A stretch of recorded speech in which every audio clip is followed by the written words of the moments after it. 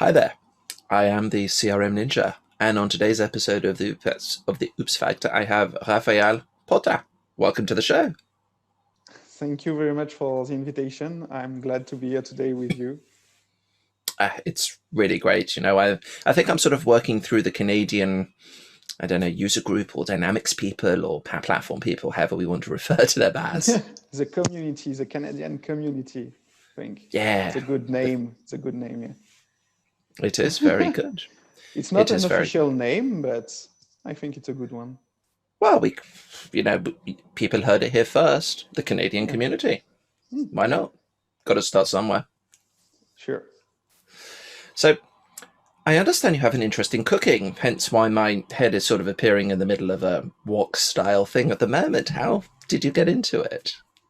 Oh, I like to eat good things. So it was a next step, I think. Now I have a family. I like to cook sometimes.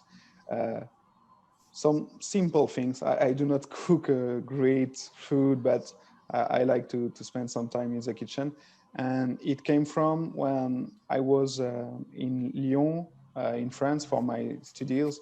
Uh, Times to time, I like to go to good restaurants, um, Who and I doesn't? I asked to some friends, because when you are with other students, it's not always easy to go to a good restaurant. But I ask sometime to other people, and even if I was alone, I went to the restaurant and tried to spend a good time just with me when the food, and it was great. So, and I think it started earlier than that with my mom because she liked to cook. So I like to eat. It's obvious. It's a symbiotic relationship, really. Yeah. Um, Yeah. we like eating, so we like cooking, and some of us just take it further. What are your favorite top two dishes that you like making? Oh, I like well, dishes I like to make. Hmm. I will say it's two simple ones, and because my little girl like them, it's pastas with mushrooms or salmon and a bit of cream. So Ah, two dishes, but with the same base, pasta, and then you put some mushrooms or some salmon, and you mix everything with a bit of cream. Simple, but it works. sometimes the simple dishes are the ones with the most exotic flavors. It really goes back to basics, but you can do just so much with them. Exactly. And then when you have the basics like that, you can go further, add a little surprise sometimes, and it can be fun. Indeed, you could put some truffles in, bit of cheese and Yeah. stuff. Yeah, if you have truffles at home, you can. Yeah, I don't, but if you have, you can try. Sure. Just saying, I have a secret weakness for watching Gordon Ramsay on Hell's Kitchen. Yeah, Um, it's a nice show. Yeah, sometimes it it to see it is a nice. to see people and his ear screaming and asking them to do things, and they don't really know what they can do to solve all their problems. So it's sometimes funny. Yeah. It is. I've actually wondered from time to time what would happen if I would get Gordon Ramsay onto the Oops Factor to talk about something, but I think that's a bit out of stretch at the moment. Oh, it could One be day. interesting to have someone outside of the community to take a look and an external look to what we are doing. Perhaps it can be a good idea. Okay, folk, you've heard it here first. I'm going to attempt to reach out to Gordon Ramsay and see what happens. That would be interesting. That would be very interesting. Um, so from cooking to the Oops Factor, what story do you have to share with us today? Oh, I have, I think, a nice one, and some people was there. So um, it was during the Power Platform French Summit at the end of November. Okay. I had one session about DevOps, Power Platform, but GitHub for this time. Um, Ah, I, I've put a lot of work in the preparation of this session, and I knew uh, there was a possible timeout error during the demonstration. So I try to add some delays in the pipelines and things like that to prevent the error during the demonstration. So I start my session, go through some slides, basic things. Then I start the demonstration. Okay, first step, first pipeline, first error. Okay, and you see for 45 minutes of sessions, it was about 30 minutes of demonstration.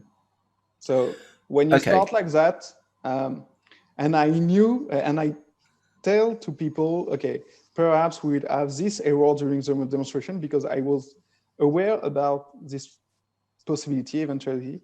Uh, and I start just with that. And it was really difficult to continue to try to find some way around. And I So tried to do so my the error that best. came up, the error that Yeah. came up there, was that and when you started to run that first pipeline, was that the error you were expecting to happen? Yeah. Yeah, Okay. it was the error. I already tried to put, I think, 1.5 minute delay in all pipelines to prevent this error. But even with that, sometimes, and with timeout errors, if the system is just a bit more slower during this demonstration, you can crash everything, and it's what Yes. happened. So it was a bit difficult to present everything, but I went through all the, I would say, the pipeline definitions, the code, the concepts. I tried to cover everything, even if I didn't add my demonstration working. Okay. And I think the next, so it was the first part, I would say, for the resolution of the oops factor. So your demonstration failed, you have to find some things to continue. And I think the really important part is if you know what you are talking about, it will be easier to continue to do a presentation about it, because you have many things to tell to people. So even if your Yep. demonstration does not work, you can continue. So I think it's the first, I will say, first advice regarding this oops factor. And the second one is to continue. It's not because you fail, you have to stop. And it was really important for me because the next day of this presentation, I had the same session, but in English this time for the Canadian event. So And the same thing happened? no, because I prepared. Ah, Okay, I said, okay, I cannot work like this, so I will increase the delay to be sure that when I will do the same demonstration tomorrow, perhaps I will not be able to go to the end of the demonstration, because with the delay, the demonstration will take more time, each right. steps, but I will be able to show the demonstration. So I increased the delays and I was able to show everything during the Canadian event. So if you want to see this demonstration working, you have to check the video of the Canadian event, not in the Power Platform French Summit event. Sorry, Got it. but So really when yeah, doing a demo, we need to run through it first and see what happens. We'll see if there are errors that occur and try and mitigate for it, but we can never mitigate all the time absolutely everything. no, I think we can't. And moreover, during our sessions to many people in this community, we are trying to show, I would say, previous features. And I like the way if you you put that. if you prepare your session at the beginning of the week, for example, the Monday for the Saturday, perhaps things will change the Friday just before the presentation. So you for sure you have to prepare the subject, you have to prepare all the topic, everything around the demonstration. You have to prepare obviously the demonstration, but you have to be prepared also that your demonstration will fail, because it can Yep. happen. For sure it can That happen. is that is very, very true. And you should always have something to fall back on in terms Yeah, of either you start something again or you move on to the next subject or you come up with something totally different. yeah, or a video also of your Or a demonstration. recorded video. Yeah, Yeah, that's such a exactly. really good Uh, idea. I wanted to do that for the Power Platform French Summit, but I said, no, I like the risk.